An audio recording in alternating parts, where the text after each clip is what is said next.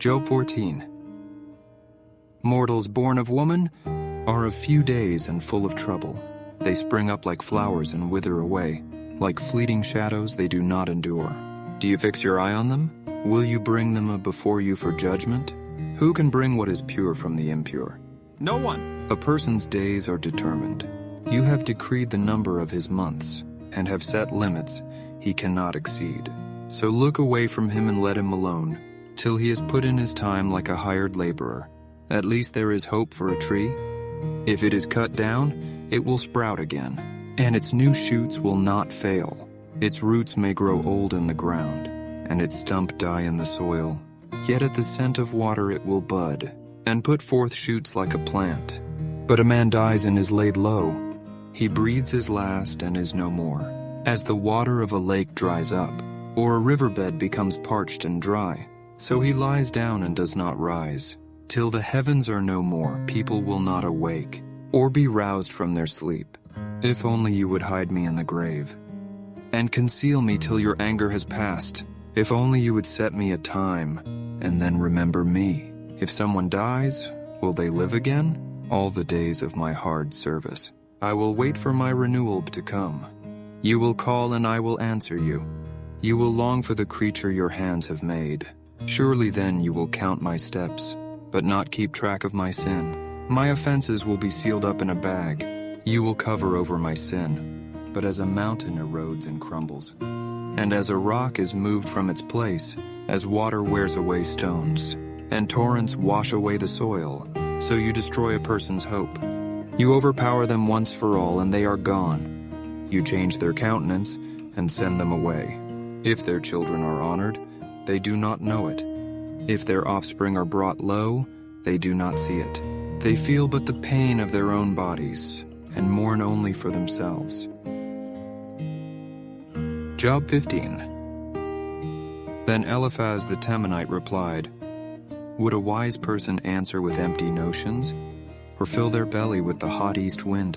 Would they argue with useless words, with speeches that have no value? But you even undermine piety, and hinder devotion to God. Your sin prompts your mouth. You adopt the tongue of the crafty. Your own mouth condemns you, not mine. Your own lips testify against you.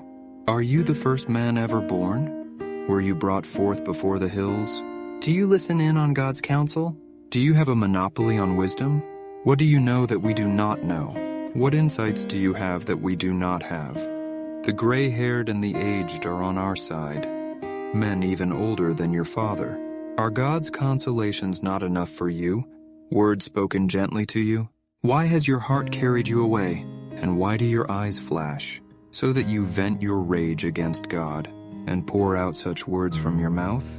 What are mortals, that they could be pure, or those born of woman, that they could be righteous? If God places no trust in his holy ones, if even the heavens are not pure in his eyes, how much less mortals who are vile and corrupt, who drink up evil like water? Listen to me, and I will explain to you. Let me tell you what I have seen, what the wise have declared, hiding nothing received from their ancestors, to whom alone the land was given, when no foreigners moved among them. All his days the wicked man suffers torment, the ruthless man through all the years stored up for him. Terrifying sounds fill his ears. When all seems well, marauders attack him. He despairs of escaping the realm of darkness. He is marked for the sword. He wanders about for food like a vulture. He knows the day of darkness is at hand. Distress and anguish fill him with terror.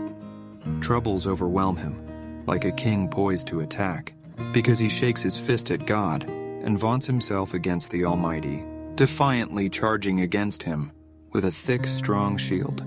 Though his face is covered with fat, and his waist bulges with flesh, he will inhabit ruined towns, and houses where no one lives, houses crumbling to rubble. He will no longer be rich, and his wealth will not endure, nor will his possessions spread over the land. He will not escape the darkness. A flame will wither his shoots, and the breath of God's mouth will carry him away. Let him not deceive himself by trusting what is worthless, for he will get nothing in return. Before his time he will wither, and his branches will not flourish. He will be like a vine stripped of its unripe grapes, like an olive tree shedding its blossoms. For the company of the godless will be barren, and fire will consume the tents of those who love bribes. They conceive trouble and give birth to evil. Their womb fashions deceit. Job 16. Then Job replied, I have heard many things like these. You are miserable comforters, all of you. Will your long-winded speeches never end? What ails you that you keep on arguing? I also could speak like you. If you were in my place, I could make fine speeches against you and shake my head at you, but my mouth would encourage you. Comfort from my lips would bring you relief. Yet if I speak, my pain is not relieved, and if I refrain, it does not go away. Surely, God, you have worn me out. You have devastated my entire household. You have shriveled me up, and it has become a witness.